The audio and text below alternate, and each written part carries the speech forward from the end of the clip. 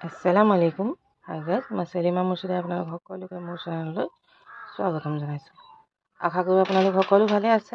আমিও আল্লাহ কৰাত ভালেই আছোঁ।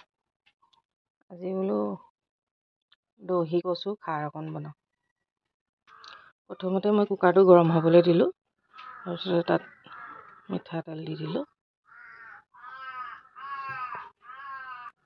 এতিয়া তেলখিনি গৰম হ'ল, তেলখিনিত মই নহৰু দি দিম।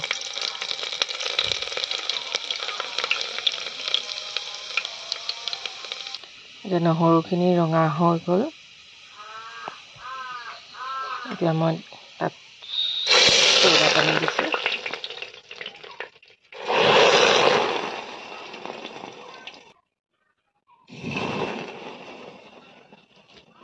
এইখিনি দহি কচুখিনি কাটি মেলি থোৱা আছে,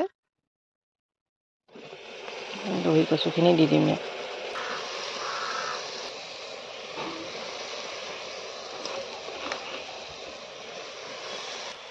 দহি কচু ভাজি বনাই খালেও ভাল লাগে, খাৰ বনাই খালেও ভাল লাগে, বেলেগ এটা সোৱাদ লাগে। ভাজি বনালে শুকান মাছ দি ভাজিব লাগে, অকণমান হৈ যায়গৈ, তেতিয়া পানীটো শুকাই যায়, তেতিয়া বেছি ভাল লাগে। আজি বোলো খাৰ অকণ বনাওঁ। দহি কচুখিনি দি দিলোঁ। এতিয়া ইয়াৰ ওপৰত মই দিম সৰিয়হ বটা, আদা নহৰু পেষ্ট,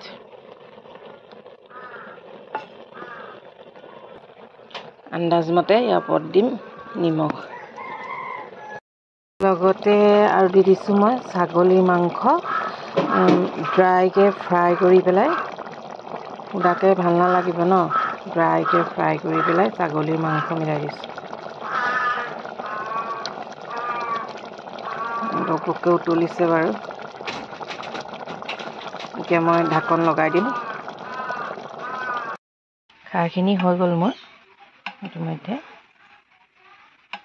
কেনেকুৱা হৈছে জনাবচোন, আপোনালোকেও এনেদৰে বনাবচোন। বহুত ভাল লাগে খাই, বহুতেই ভাল লাগে। আজিলৈ ব্লগটো ইমানতে সামৰণি মাৰিছোঁ। Bye bye.